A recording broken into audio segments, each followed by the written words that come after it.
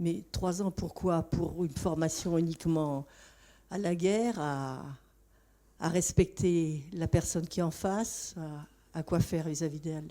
Écoutez, Moi, je trouve ça terrible qu'à 18 ans.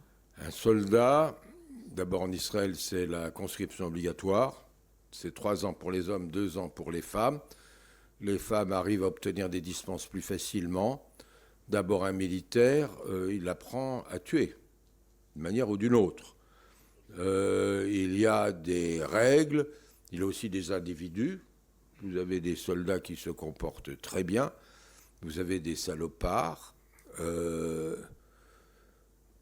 vous avez Breaking the Silence avec les anciens de l'armée israélienne qui viennent et qui parlent, j'ai fait ceci, j'ai fait cela, c'est pas bien, y compris des gens qui ont travaillé dans les renseignements et qui, un beau matin, se sont découverts qui faisaient exactement la même chose que la Stasi en Allemagne de l'Est, c'est-à-dire surveillaient tous les faits et gestes de tel ou tel Palestinien et qui tout à coup décident de claquer la porte et de faire ça autrement. Gaza aujourd'hui, écoutez, les chefs de l'armée, depuis plus d'un an, n'arrêtent pas de dire au gouvernement Netanyahou, Gaza va nous exploser à la figure.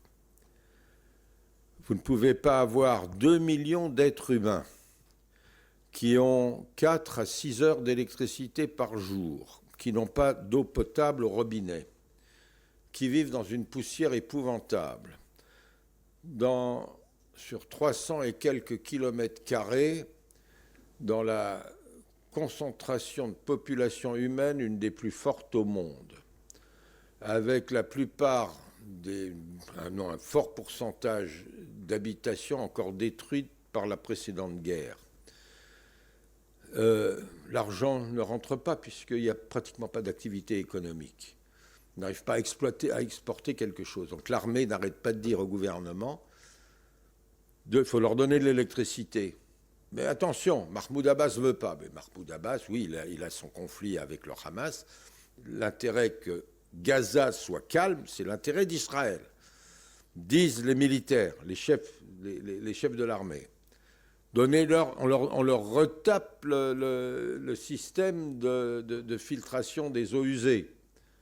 Entre parenthèses, les eaux usées de Gaza foutent le camp à la mer et arrivent ensuite sur les plages israéliennes. Mais ça, c'est une autre histoire. Et on leur donne des permis de travail en Israël pour qu'il y ait de l'argent qui rentre, du boulot. Ben, écoutez, c'est non.